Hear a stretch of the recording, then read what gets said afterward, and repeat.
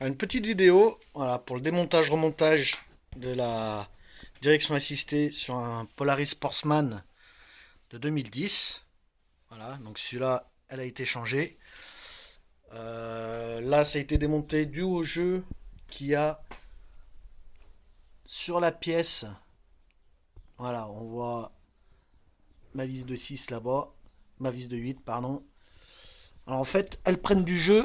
Cette pièce qui est dessous prend beaucoup de jeu et on a l'impression d'avoir du jeu en fait dans la direction et ça vient ni plus ni moins du roulement qui est voilà à l'intérieur du pont avec la pièce intermédiaire voilà qu'on voit là où il y a les deux rotules de direction de fixée et qui montent sous le moteur de direction assistée. Voilà. Donc j'ai simplement fendu la pièce sous des deux écrous et mis un boulon comme un tube de sel classique quoi. Voilà. Alors une petite fente, j'ai fait une petite fente qui descend plus bas, on peut la voir. Voilà, là on la voit là, dessous. Alors cette petite fente, elle correspond à celle-ci, à cette marque. Voilà, qu'on voit sur ma colonne. Car c'est ce qui va nous servir à aligner tout l'ensemble de la direction pour être droit. Alors, vous voyez, par exemple, j'ai ma colonne. Si je la rentre comme ça, on a un petit ergot. Voilà, qu'on voit là. Tout petit ergot donc sur la direction. Qui doit s'aligner avec ce trait. Voilà, tout simplement. Si jamais on essaie de le décaler, vous voyez, ça ne rentre plus. Et si vous forcez pour rien. Donc bien aligner la colonne en haut face à cette petite encoche. Voilà, ça rentre tout seul. Et c'est exactement la même chose pour cette pièce en bas. C'est pour ça que j'ai descendu un peu plus bas la fente pour pouvoir repérer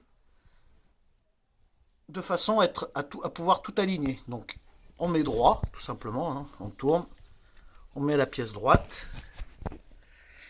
Voilà. Comme ça fait un repère bien en face de nous. Voilà, hein. On met bien en face de nous.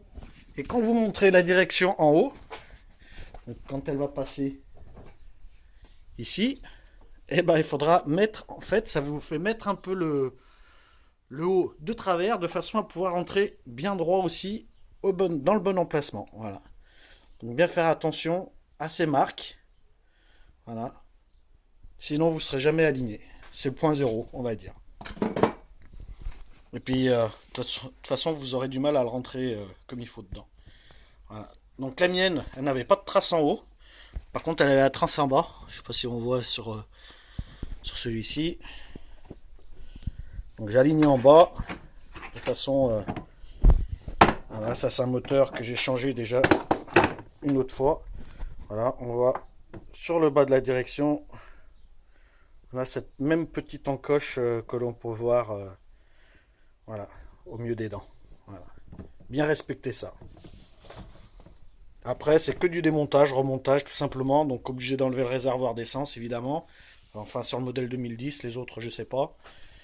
Là évidemment j'ai enlevé tout ce qui était guidon, tout ça, mais on n'est pas obligé d'y enlever.